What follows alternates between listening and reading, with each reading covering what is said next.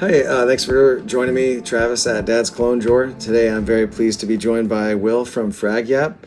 Now, if you take a look at Will's channel, it's a bit of a Trojan horse. On the surface, you have a young guy with catchy background lighting and a vast array of expensive looking bottles behind him.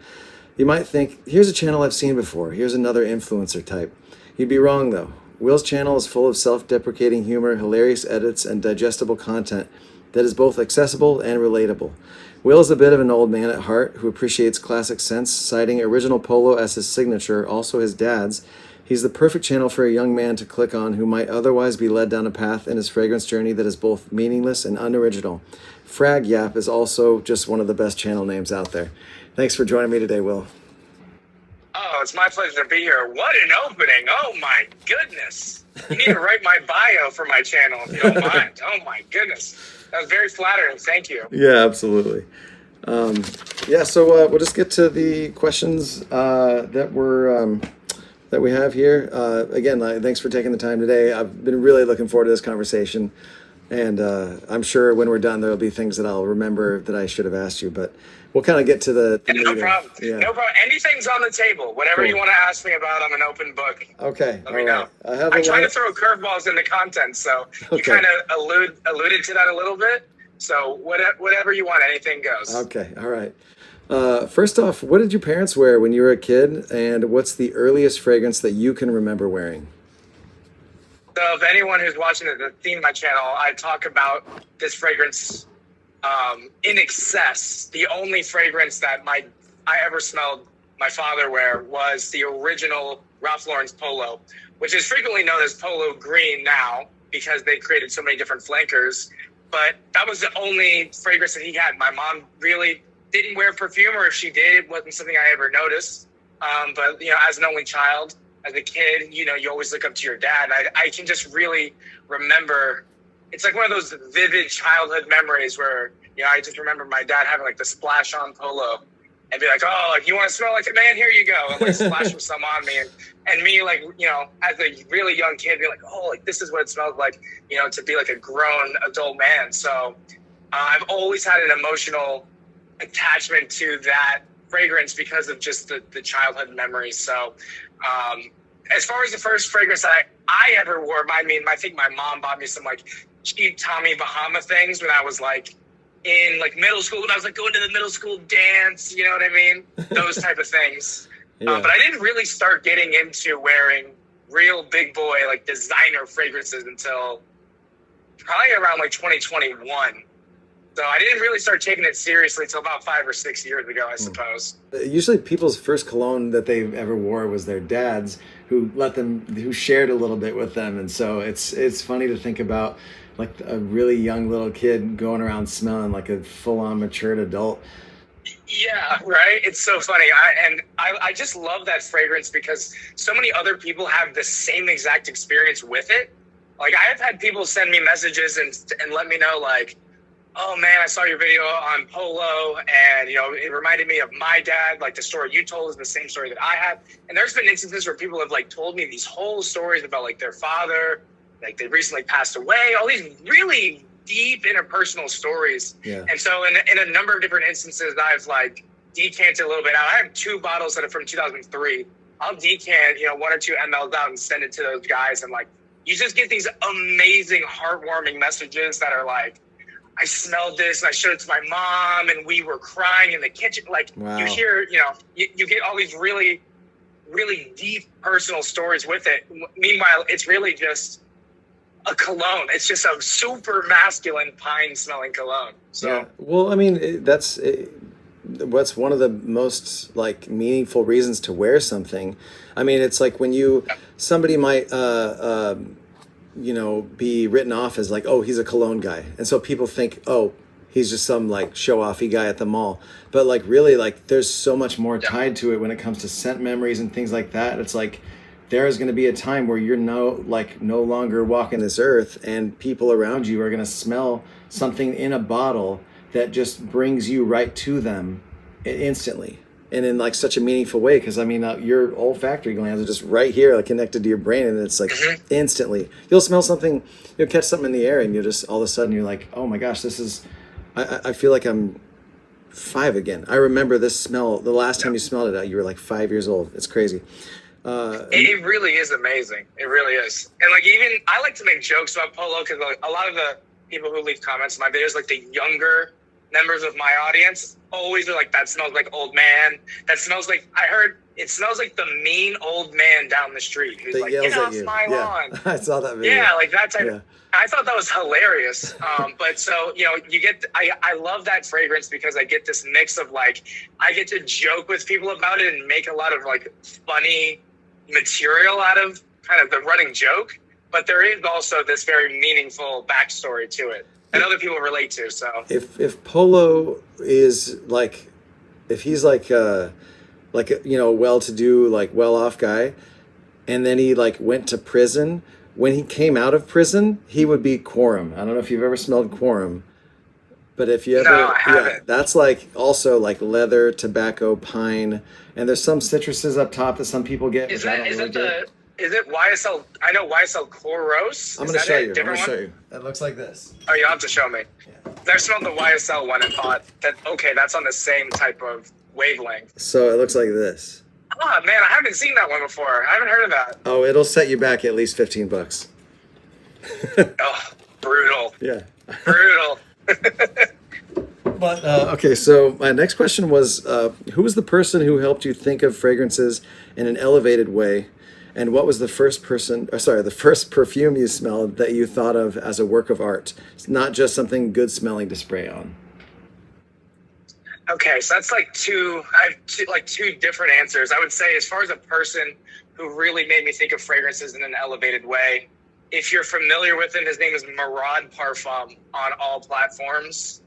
He's a fragrance content creator that lives in Miami, and I'm also in Florida, so I've met up with him a number of times, and he took me to this perfumery down in Miami called Osme Perfumery.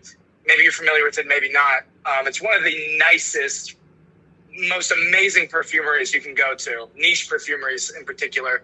The owners are amazing. It's such an awesome experience. We probably spent 7 hours there when I met him for the first time. Wow. And Murad is extremely knowledgeable in the history and like the world history of fragrance. So like to me, it's smelled in a bottle, it's brands, it's notes, at least at the time of me. And then, you know, I meet with Murad and he, you know, he's telling me like, oh, like that scent actually originated from this brand, and then they gave the raw materials to this brand in order for them to do. Like he knew so much of it, and it really opened my eyes to like, wow, like there's this whole history of fragrance that goes way beyond like this was released in this year, and then these laws changed, Sure. and like it just made you realize like how much more substance and depth there really is to the world of perfumery that I just really never thought about initially.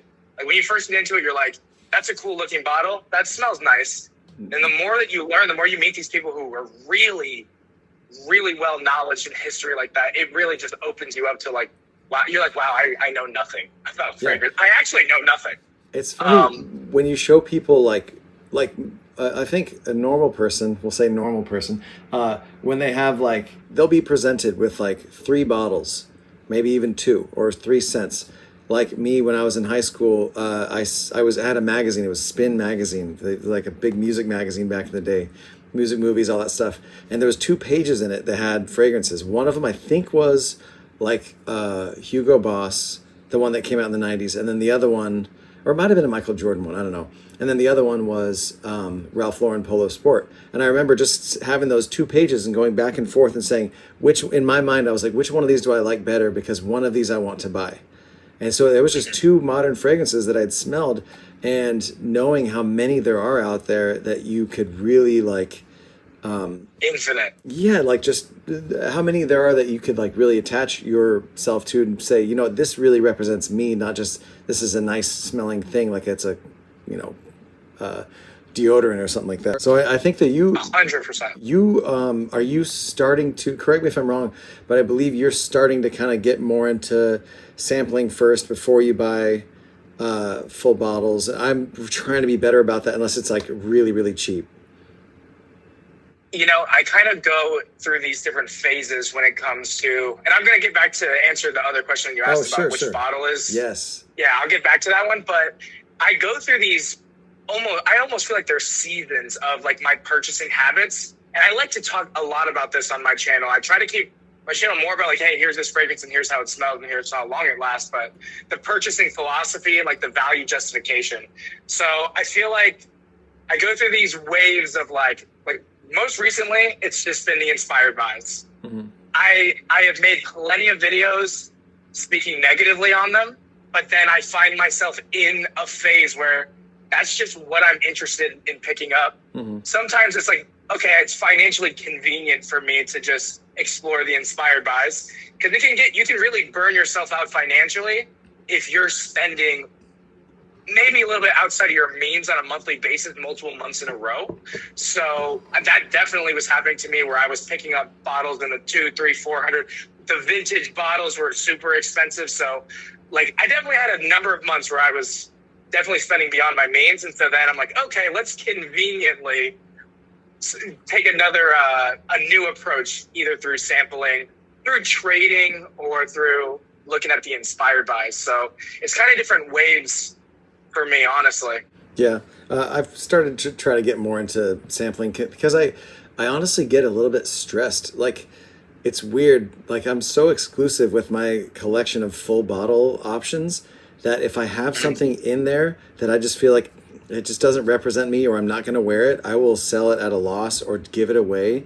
And because I'm like, I would much rather somebody else wear this and enjoy it.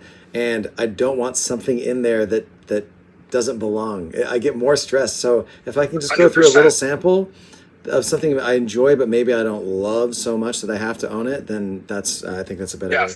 Just on the topic of sampling, something that I encourage people to do, especially if you have friends online, because a lot of for me, I love fragrances, obviously. A lot of the people around me in the city that I live in are not as into it as me. Like, they think I'm insane. So I don't really have people local to do like sample swaps. I'm normally just giving people samples just for the love of the game. Mm-hmm. But for us who have a lot of connections online, I think you should go on Amazon and pick up some like little decanting tools and do sample swaps online. Like, create little 2 mLs out of your full-size bottles, make 8, 9, 10 of them, send them to your buddy and have him send 8, 9, 10 back.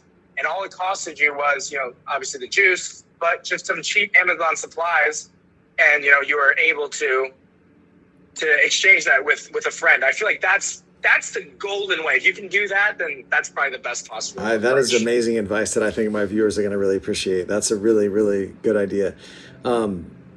Okay, so back to, I don't want to miss this question. What was the first perfume you smelled you thought of as a work of art? Okay, so this one, I know it's going to be a controversial one because this is a very polarizing fragrance. You either love it or you hate it. But I can't lie. The first one that really changed the scope of my understanding of what a perfume could be. Can I show bottles in the video? Of course. Yeah, of course. It's got to be, for better or for worse, Santal 33. Yeah. By Le Labo or Le Labo, however you pronounce it. I don't know what it was. I think it was, I was going around and I was sampling a lot of cheap stuff. This is very early on. Do I even have, I should have another bottle of those.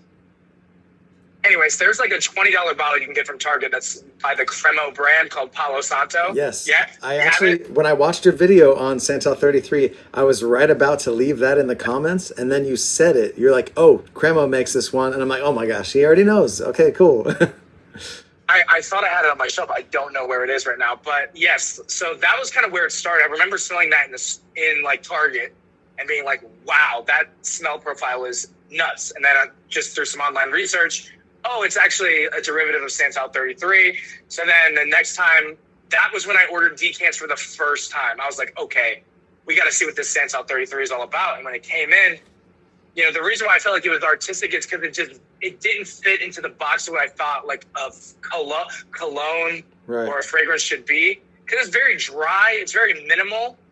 Obviously, the bottle style and the brand style is just this very minimalistic type of thing. But I always felt like Santal 33 almost has this chemical, not chemical is the wrong word, but it's this processed compound almost. Hmm. Like it feels like this like organic, like I don't know, like they took a bunch of real sandalwood and they like compressed it and squeezed all the juice out of it. Yeah. And it's almost this like derivative of a chemical or like that is created from it somehow, some way.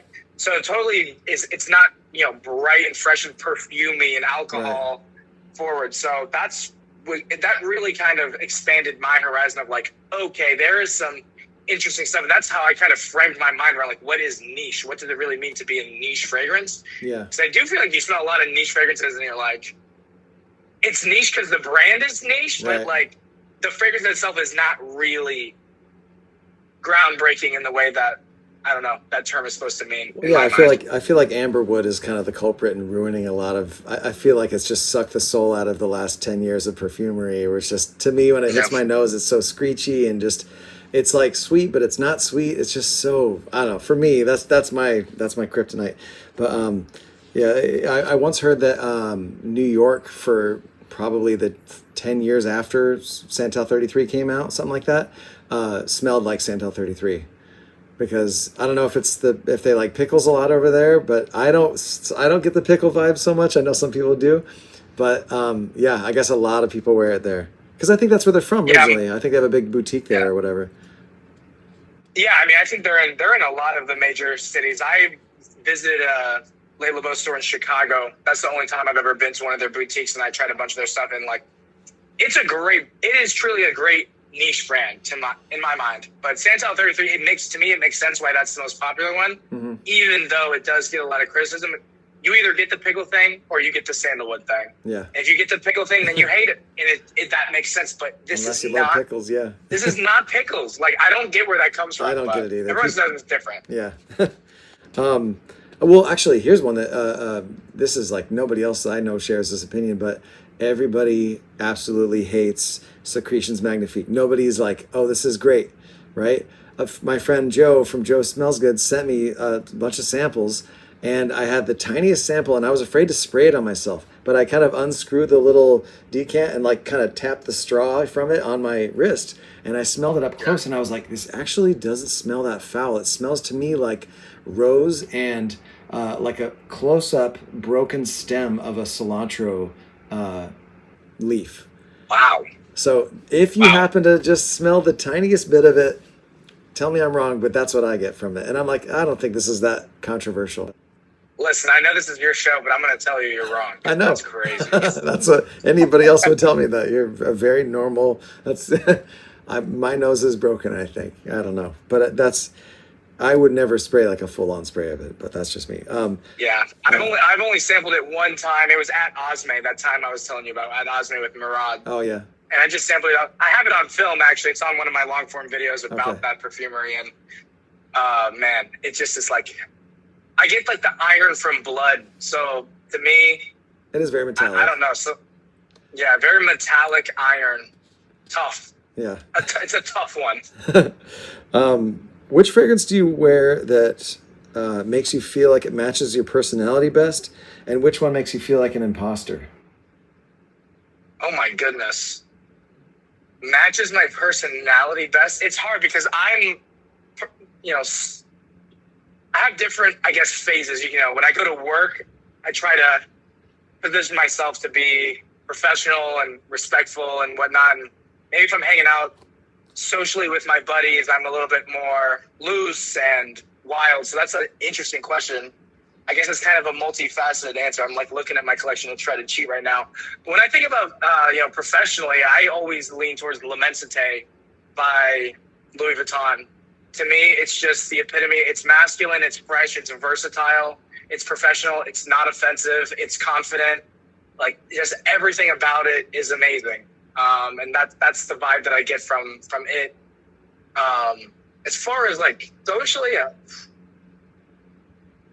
oof, man, that's a tough one. That's an impossible question, I feel like. That's okay. It also depends on like the season and everything too. So well, if it does come to you later, feel free to just throw it in there. I know the Ormond Man was one that I know you're big into that house, and I recently smelled Ormond Man for the first time, where it kind of has that like rosemary bread smell to it. and it was Yeah, beautiful. I really liked it. I wish it lasted a lot longer, and like that was definitely one that anybody, if you see that, you have to try it. I totally agree with that. Totally agree. Ormond Jane is a phenomenal house. Yeah. Yeah, I got to smell more of their stuff. Which, oh, okay, so we got to hear the one that makes you feel like an imposter, though. Oh, okay. A fragrance that makes me feel like an imposter? Question. I know it's a weird question. What a question. What a question. What makes me feel like an imposter?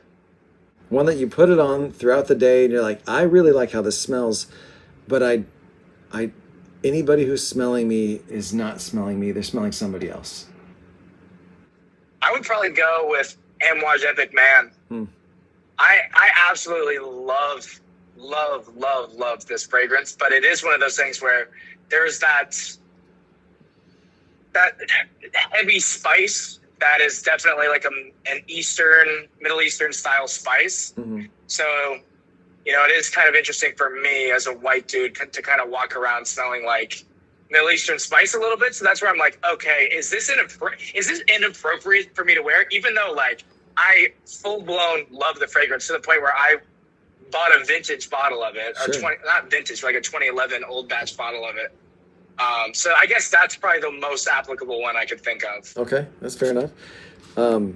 Which note, Will, is most likely to turn you off to a perfume, and which one do you consistently enjoy? Like, which one do you want to see more of in the wild? Well, for the first part, the note that always turns me off, and there are exceptions to it, but it's patchouli. Yeah. And I feel like patchouli ruins so many fresh fragrances by adding this like dirty, earthy element to it that does not work. Like I think about like the OG Hawass. I think about like Jimmy Choo Man. I think about the YSLY Intense Flanker. Mm-hmm. And they're all these like shower gel blue, freshy fragrances. And then they just have this obscure, earthy patchouli note in there that to me sticks out like a sore thumb. Mm. I would also, as like a honorable mention for notes that I feel like ruin fragrances, this is an actual hot take. I would say vanilla. I mean, it's kind of the same idea where vanilla gets thrown into these fresh fragrances and it kind of turns it from what in my mind is supposed to be fresh and makes it gourmand in a way that just is, it just feels like it's against what the purpose of the fragrance is supposed to be in certain instances. But I completely agree. that's a hot take. Yeah. I know people love their vanillas. That's just not me, unfortunately. No, I mean, like, I'm not one to like try to assign gender to a perfume or cologne or whatever, but like when the vanilla pops out in the base, like you've enjoyed this thing all the way through. It's like recently it was GOF Trumper's Sandalwood Cologne, which I really enjoyed. And then in the very end, it was a little sweet vanilla. I was like, no, I didn't like it. Le Toiséon by Caron, same thing. Vanilla popped its head out in the end, became a little powdery, a little sweet. I was like, okay, that's out. Recently there was another one too. Oh man, what was it? I don't remember. But yeah, it's kind of like when you see some guy and you're like, oh, he's like put together. He's like, he's like in a suit. He's on his way to work. And then he like, bends down to pick something up he dropped and you see a thong sticking out of his pants. You're like, oh, hold on. Totally. Like, that's a great analogy. I'm going to steal that from you, actually. That's fine. But no, I'm totally with you on vanilla. Hilarious. Vanilla is a deal breaker for me. That always is like, yeah. So, it was Dune for Women that I tried that I liked through the end until I was just like, no, I can't get down with that. But yeah, the note I want to see more of has got to be oak moss. I know there's like legalese around, how much oak moss you can include in fragrances. And I know a lot of the bigger brands, because they have to follow these international regulations, don't use it, or they use very, very small amounts of it, or they try to make synthetic alternatives to oak moss ingredients. But that's really unfortunate because I do feel like it's killed an entire genre of perfumery almost. I mean, we kind of going back to the original Ralph Lauren Polo. I mean, that's a great example. Like we don't see fragrances made like that with that green, coniferous, mossy type of accords as much as we used to. Everything is very citrus and fresh, floral, or vanilla, or oud and spicy. Like I feel like we don't get that green, coniferous, outdoorsy, woodlandy type of style of fragrance that I wish we would see more of. I don't know if you're familiar with Rogue Perfumery. They're an artisanal small batch house out of Idaho. They're restoring that style of perfumery, and I absolutely love all their stuff. I picked up their sampler set, immediately bought 2 bottles. I've got 2 more that they're kind of sitting in the purchase queue that I'm definitely going to get.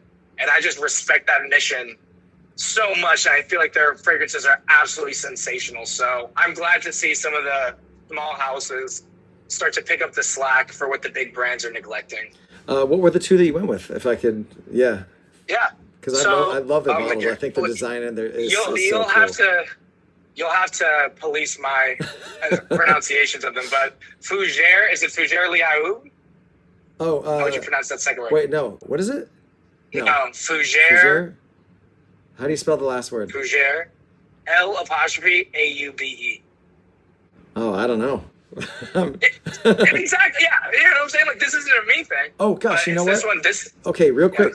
If you go on Parfumo, a lot of times, if you pull up the fragrance, right underneath it, it'll have a little button you can press that says pronunciation or whatever. Like, and it'll say it out loud in a little French lady's voice, and then you'll know. I've cheated and done that before. I should have done this before we started recording. Where is that? I'm looking for it. They're not on all of them, but sometimes it'll have it.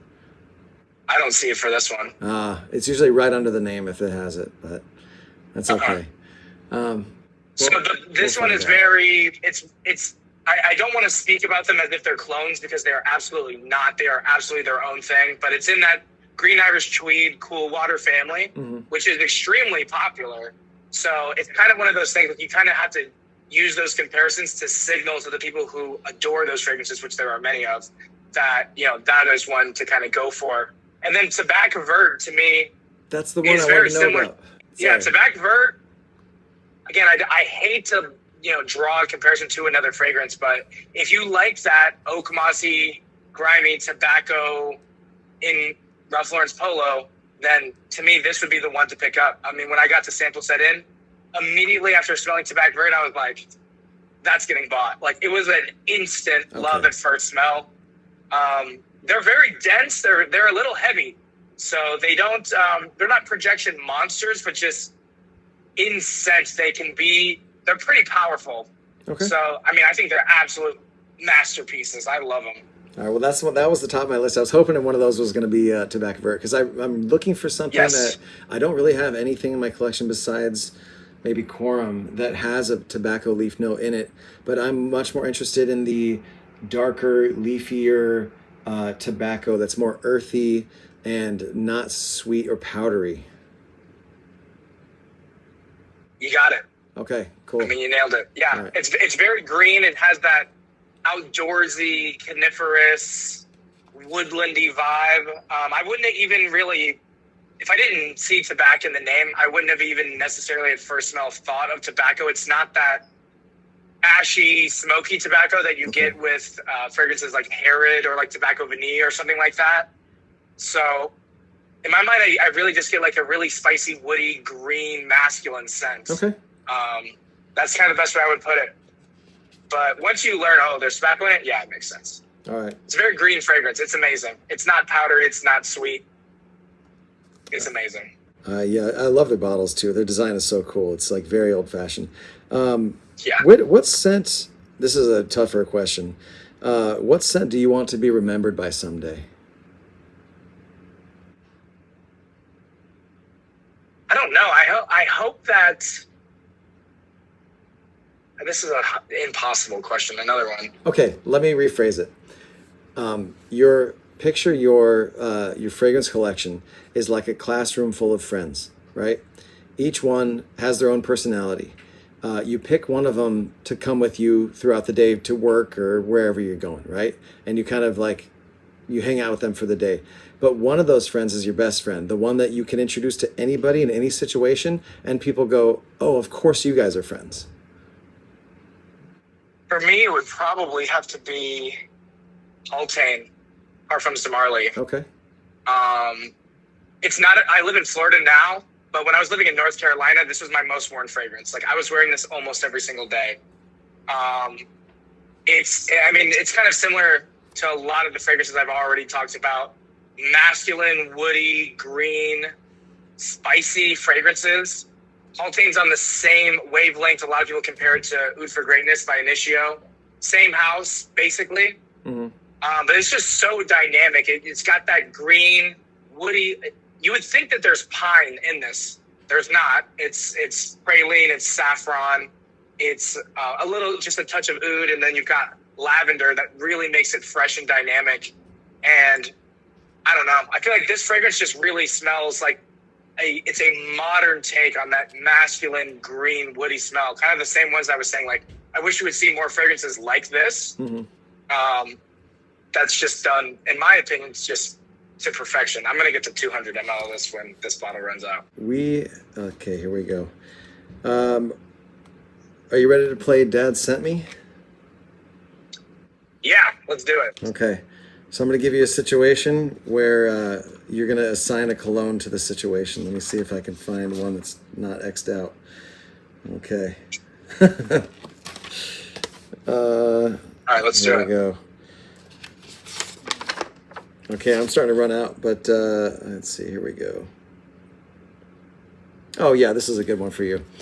I'm picking up a young lady on a first date. Her dad will be home, and I want to wear something that will show him I have good intentions in the opening and mid, but in the base will get me a kiss from his daughter at the end of the night. What a question. What a situation.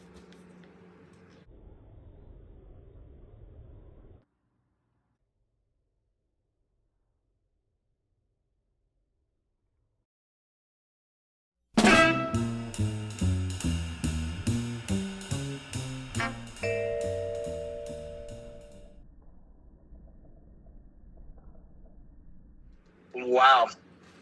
Good intentions. I would have to say, and I don't know if this is a corny one to talk about because everybody talks about this fragrance, but Louis Vuitton's Imagination, you really can't go wrong there. You know, it's very bright and fresh in the opening. You got, a lot of citrus. You've got tea. It's exciting. It's still professional. It's definitely well put together. It's easy to like.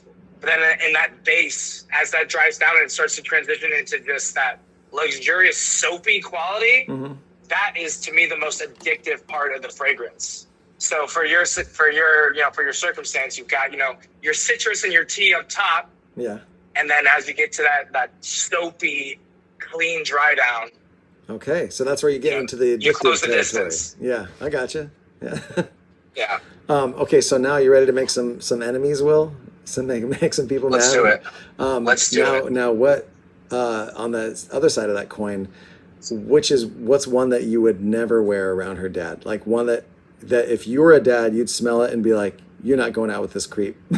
It doesn't have to be one in your collection. Just one where you're like. Oh, okay. Sorry, I'm like cheating. I have to look at my collection to get. That's not cheating. There's no cheating. Don't worry. The show doesn't have any rules. Okay. You're not coming. You're not dating this. Hold on, I'm trying to think. Probably this is a really good question. I would say probably something like Pacific Chill or something really kind of youthful. Because I think, okay, this is more of a youthful guy who's with you for a good time, not for a long time. Right. Okay. That's kind of where some of those fragrances that just feel maybe not as mature, they feel like they're kind of targeted towards maybe a younger audience group. Okay. That's the first one that comes to my mind. Not that it's a bad smell or a bad fragrance at all. This is a good one. I know you're going to have one of these because I know you're in your collection. You've got some of these Middle Eastern oud type fragrances. What fragrance without? We're not going to include Polo, but what fragrance do you love that most people around you have a hard time appreciating? Where it's like the girl with the boyfriend where you just don't understand him. Yeah, it would be probably Montebacco Intensivo, and it's really my fault because I don't know if it's because I have one of the older bottles that it's absolutely nuclear. So it's my fault because I have gassed people out with it a number of different times unintentionally. So it's kind of created some poor associations with the smell. because I've kind of overdone it. Actually, I want to change my answer. That is a true story, but most recently, I even posted this on Instagram. Like somebody sent me screenshots of text messages that was like, "Did you spray my boyfriend with cologne?" Da da da da. And it's like, "No, what are you talking about?" And it's like, "Oh, he must have gave Will a hug." And I was wearing Gucci Guilty Elixir, and which I think is an amazing scent. And I got compliments on it, but it's definitely it was described as extremely offensive. Okay, hold on a second. Is that the weird lime green bottle?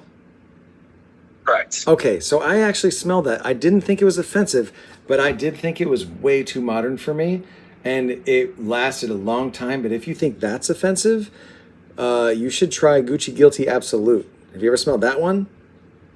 I have not. Okay, Have not. Alberto Morillas, he's made like every perfume you've heard of that's like wildly successful.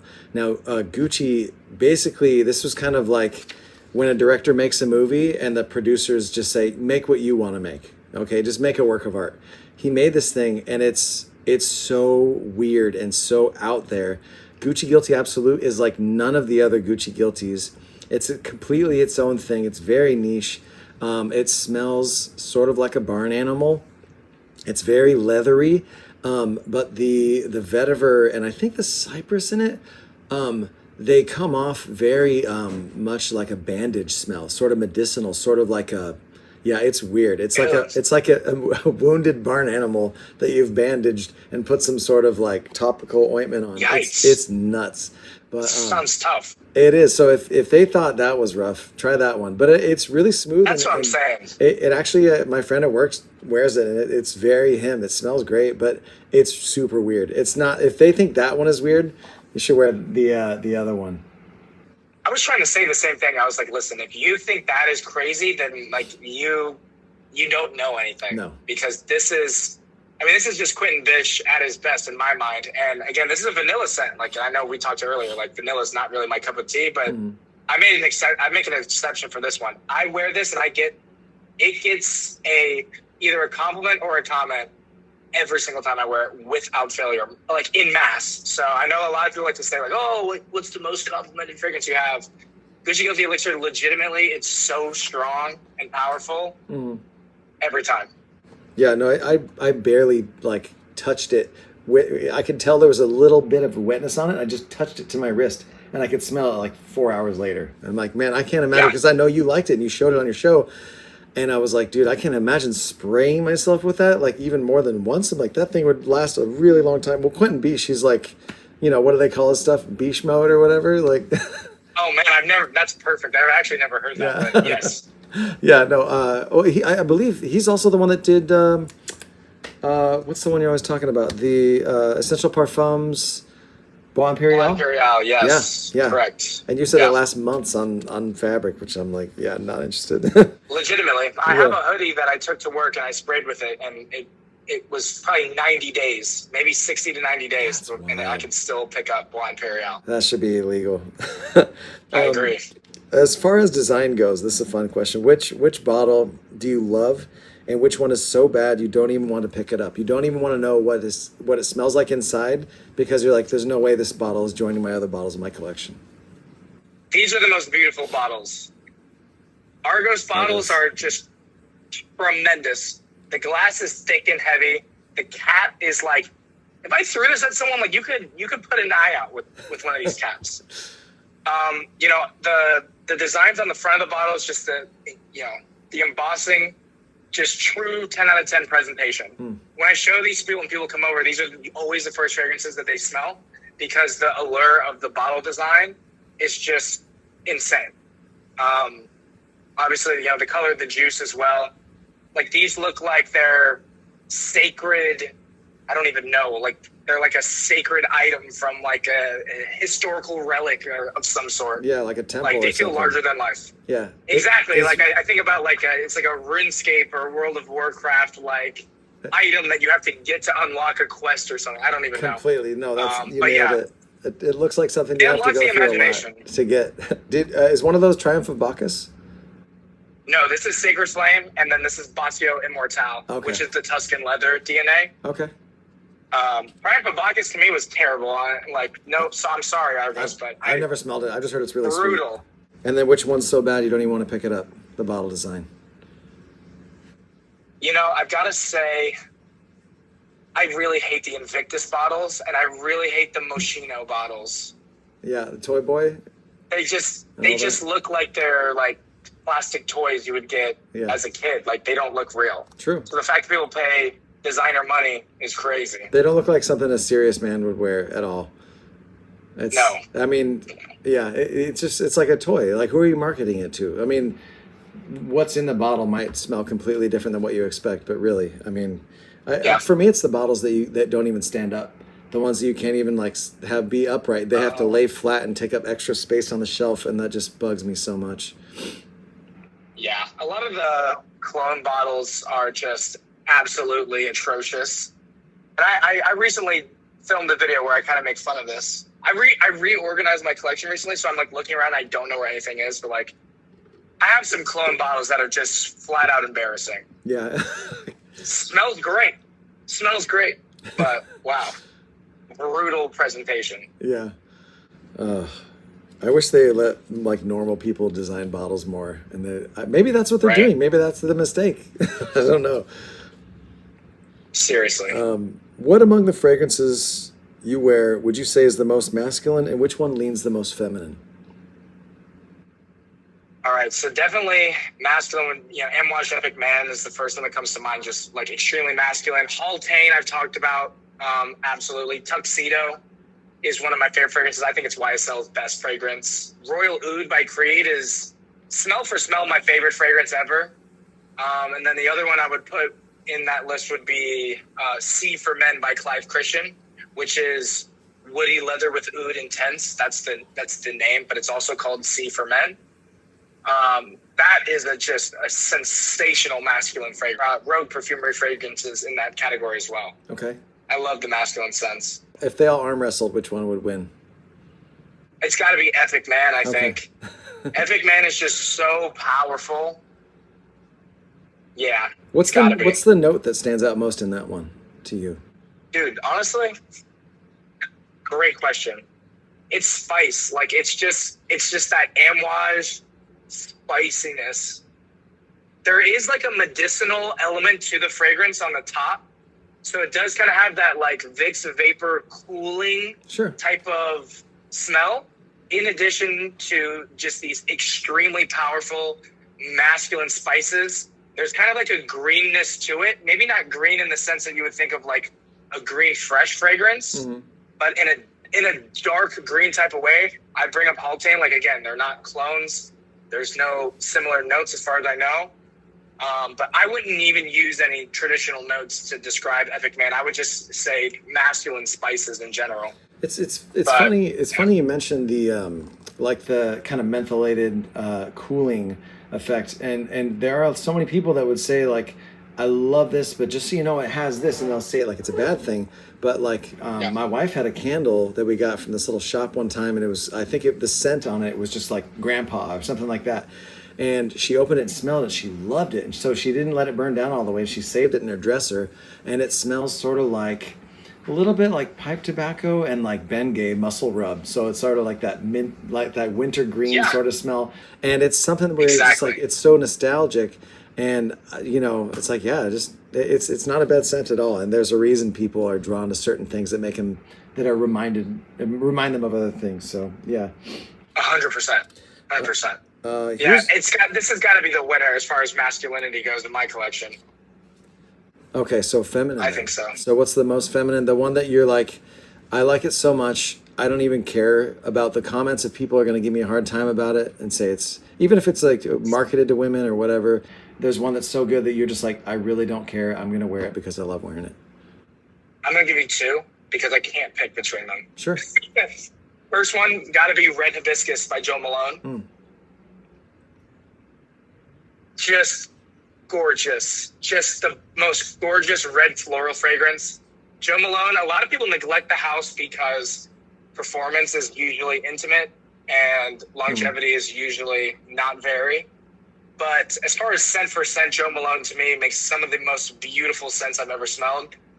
mostly unisex, and I think this is unisex enough. Like, I don't think this is overtly feminine. So as far as ones in my collection that I was like, I will actually buy that, I would say Red Hibiscus is up there. Another one, Sangria Oak by Precious Liquid. And again, it's just more because you have a wine note, and I feel like people tend to kind of associate wine with a feminine leaning thing. But again, I feel like scent-wise, it really is unisex. So that's the only reason why it really draws me into that. Okay, these lean more unisex than a lot of the other fragrances I have. But as far as like women's, like marketed to women, specifically women's perfume that I actually love, Valaya Exclusive by Parfums de Marly. It's just a fresh aldehydic feminine perfume. Sensational. It's amazing. I honestly should get it just to layer with maybe some of my other stuff. Or just get it and wear it. I mean, I made a video on Versace Dylan Blue for women, which I much prefer to the male version. And I wear it to work, and it's just like, I don't know if you've ever had Herbal Essences shampoo in the shower, if your mom ever bought that.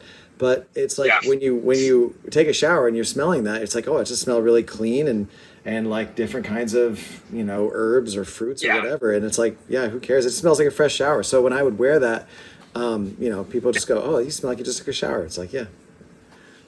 Any guy who really speaks negatively on guys who will wear feminine fragrances, it's like, you're telling me you've never gone to your girlfriend's place and used her bath products? Like, that's one of the best things to do when you go to your girl's place, is use all the feminine products. And you talk to how many? I don't know if I'm on an island there. Oh gosh, and that's so true.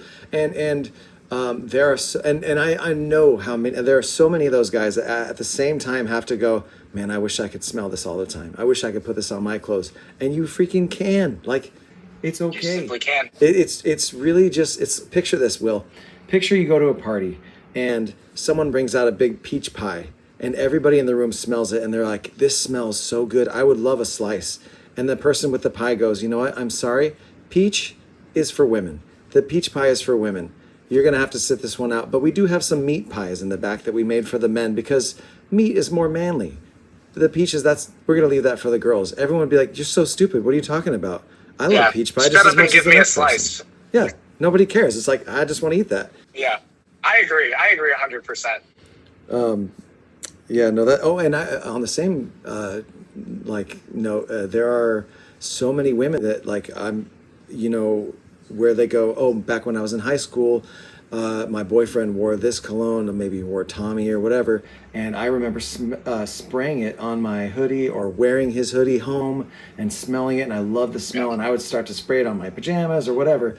People, they love reaching across the aisle, and it's really just boardrooms. There are people saying, this is for men, this is for women. There was a story I heard a while back that there was a place like a Macy's that got this one fragrance in, and it was actually marketed to women, but they didn't know because the way that the bottle looked, it looked like it could be for men, sort of like that Joe Malone one. I don't really know who. I think they're all kind of unisex at this point, but they put it on the men's counter, and it sold like crazy. And then as soon as they realized their mistake, they were like, "Oh, whoops, this is a women's." So they moved it back over to the women's counter, stopped selling. Wow. And it was funny. I believe that. I was in Mexico recently, in Tijuana, and there was a big department store where like the whole lower level was pretty much just all dedicated to fragrances. So for me, it was like Disneyland.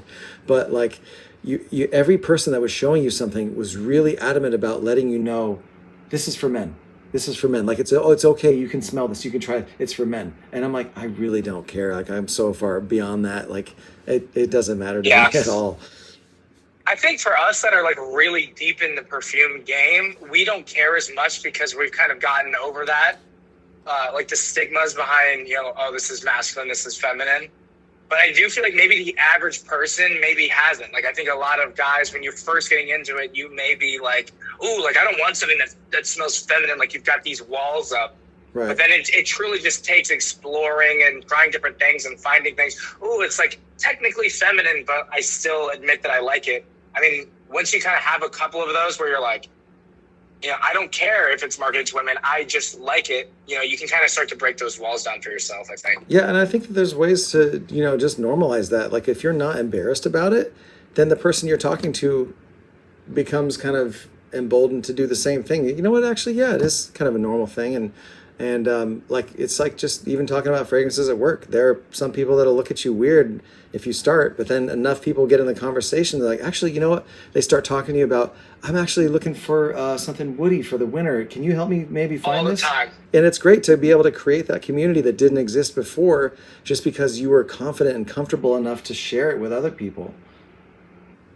Yeah, 100%. Definitely some of the places that I go and hang out here in my neck of the woods, you know, when I tell people at first, like, oh, like, what do you do for fun? Or maybe they'll see that I'm editing something. Oh, like, what are you editing something for? And I'm like, well, it's kind of a long story, but I've got this YouTube channel where I talk about men's cologne. And they're like, what? I didn't even know people did that. And I'm like, the game is so much deeper than you realize. They find it so bizarre at first. And you can tell people are kind of like standoffish to it. They're like, that's kind of a weird thing. Yeah. And I feel like they kind of assume that it's like this like weird, I'm in my basement and I'm like, I don't know what they think of it. But then you can tell they kind of warm up to the idea when they start to see the videos and they get to know me. And then next thing you know, it's like, you know, do you have something I can try? And then next thing you know, I'm making samples for people. And then it opens up this whole world and another fragrance addict has been born. That's how it goes. Yeah.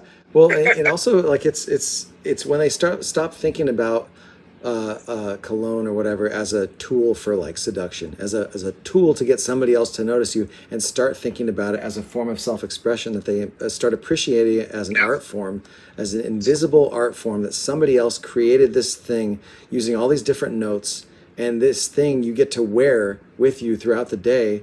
And other people experience it differently. Other people might get notes that you don't get, but it's just it's so interesting to me. And I think once you kind of start to go down that rabbit hole and start to think about it differently, it really helps you to appreciate it, and changes the way you experience it. And then the cologne guy is like, okay, that guy's actually pretty normal. It's like, oh, he's like the guy that's really into movies, or he's like the guy that's into paintings or art or whatever.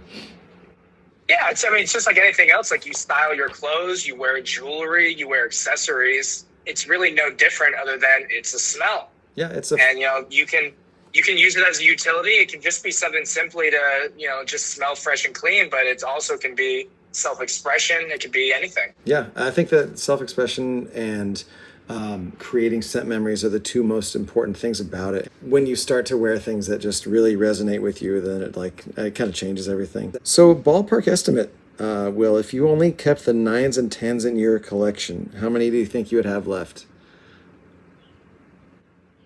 Probably like 10 or 15. Yeah, that's a really honest answer. I think. Yeah.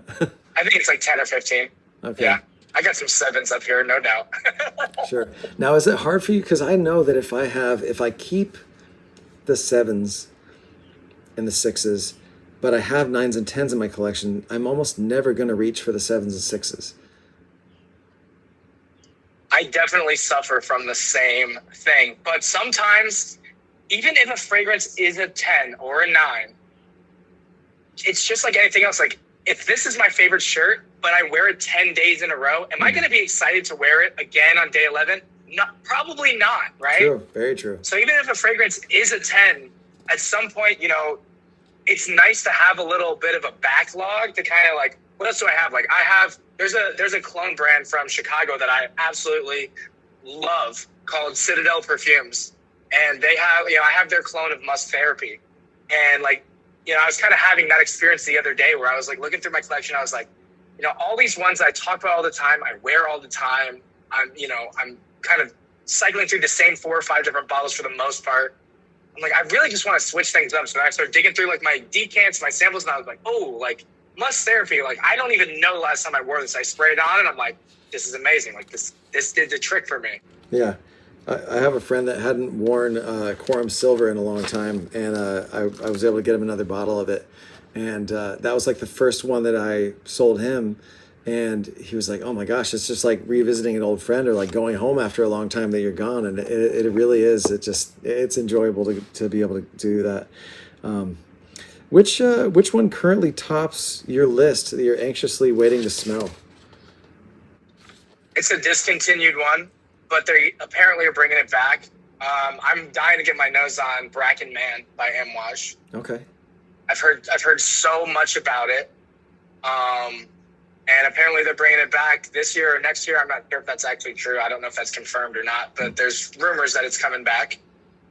That's definitely been, number one. Like as soon as they bring that back, I'm going to wherever I can get my nose on that or getting a sample of it ASAP. Yeah. Do you like Declaration by Cartier? Have you ever smelled that one? I haven't tried it. Okay, I haven't so tried it, no. that one might be a little challenging for you, but there's one that kind of has a similar DNA where I'll send you a link to it, but like email or something. But there's one you have to smell that I'm almost positive you'd love. It's Tous, Tous, 1920 Eau de Parfum, and it's like black tea, cardamom, black pepper, very realistic cedar, like right in your face, real cedar, like fresh cedar wood. And Yes. what did I say? There was one other one. Oh, and cumin, like a little bit of cumin, but not so it's like BO smelling, but it's just a really interesting scent profile, and I think you'd really appreciate it. So, I'll definitely check that one out. Yeah. I love anything that you get realistic cedar in, and that's another one that's really hard to find. We were kind of talking earlier, like what's a note that I wish there was more of, like true cedar focused fragrances. Like there are not many. Yeah, this one I think would be right up your alley. Then I'll send you a link to it Cool. after this. And the seller is so Tous, the brand, they're actually known for their bags and purses and things, but they make some fragrances. And this one is like just kind of an outlier. Like it's very different than all the other ones, and it comes with a bag, and I think it's under $40. So it's a steal. Oh, great! Yeah. Yeah. Yeah, we'll give that one a go All right. for sure. Yeah, I'll be excited to see you review that one. How do you keep the hobby from becoming a source of stress, and what rules, if any, have you given yourself along the way? This is a fantastic question. And I think if people are watching this and they haven't asked themselves this question, then they absolutely should.